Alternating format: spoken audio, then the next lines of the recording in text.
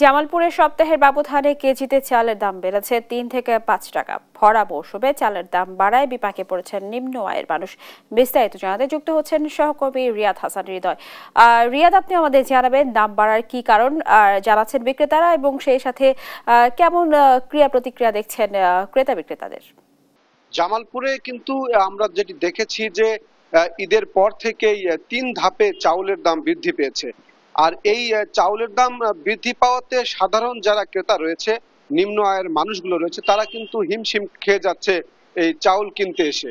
তারা যেটি অভিযোগ করে বলছে যে মূলত বর্তমানে যে চাউলের যে বর্তমানে ধানের সিজন রয়েছে, কিন্তু সেখানে বর্তমানে এই সিজন অবস্থায় যদি চাউলের দাম এমন বৃদ্ধি পায় তাহলে পরবর্তীতে চাউলের দাম আরো বৃদ্ধি পাবে।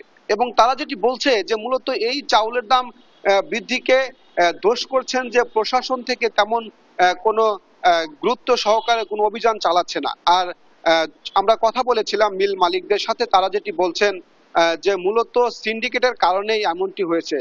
আর আরেকটি বিষয় যদি আমি বলে রাখি, যে জামালপুরের বিভিন্ন উপজেলাগুলো আমি যদি বলি, দেওয়ানগঞ্জ, বকশীগঞ্জ, সরিষাবাড়ি এবং মাদারগঞ্জ, এই বিভিন্ন উপজেলায় আমরা গিয়েছি এবং যেটি দেখেছি যে প্রত্যেকটি উপজেলায় কিন্তু এই চাউলের দাম কেজিতে ৩ থেকে ৫ টাকা বৃদ্ধি পেয়েছে। যে চাউলের বস্তাগুলো আগে ১২৫০ টাকায় বিক্রি হতো, সেই চাউলের বস্তা এখন কিন্তু ১৩৫০ টাকা থেকে শুরু করে ১৪০০ টাকায় বিক্রি হচ্ছে।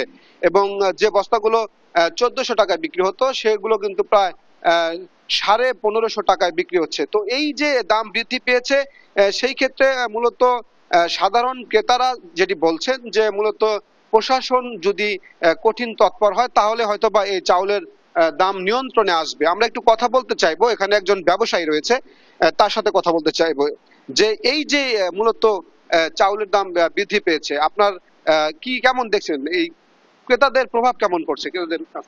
ঈদের আগে বাড়ছে চাউলের দাম, এখন ক্রেতায় আমরা পাইছি না। কিন্তু সবগুলি বস্তায় ১০০ টাকা করে দাম বাইরে গেছে গা, আমগরে করার কিছু নাই, কিন্তু আমরা ক্রেতা পাইছি না। এখন কি করবো? এখন প্রশাসন থেকে আমরা দৃষ্টি আকর্ষণ করছি যে চাউলের বাজারটা একটু নিয়ন্ত্রণে রাখার চেষ্টা করে। আসলে এই যে যেটি বলা হচ্ছে যে মূলত চাউলের দাম বৃদ্ধির যে কারণ, সেটি হচ্ছে যে সাধারণ যারা রয়েছে তারা বলছে যে মূলত সিন্ডিকেটের কারণেই এমন হয়েছে। তো জামালপুরে সব উপজেলাতেই মূলত চাউলের দাম বৃদ্ধি পেয়েছে এবং প্রশাসন থেকে আমরা যেটি আমাদের জানিয়েছে যে এই সিন্ডিকেট রক্ষা এবং বাজার রক্ষার তারা কাজ করবে। এ ছিল জামালপুর থেকে চাউলের বাজারের সর্বশেষ খবর।